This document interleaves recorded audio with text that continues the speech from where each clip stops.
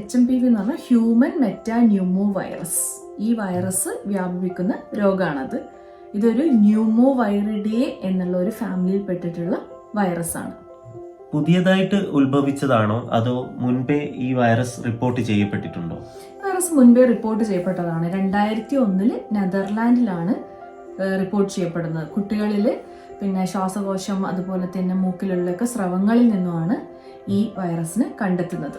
അങ്ങനെയാണ് human മെറ്റാന്യൂമോ virus ശ്വാസകോശങ്ങളിലൊക്കെ ഉണ്ടാക്കുന്ന ഒരു ഇൻഫെക്ഷൻ ഉണ്ടാക്കുന്ന ആ ഒരു രോഗാണുവിനെ ഈ ഒരു വൈറസിനെ കണ്ടെത്തുന്നത്. എന്തൊക്കെയാണ് രോഗലക്ഷണങ്ങൾ?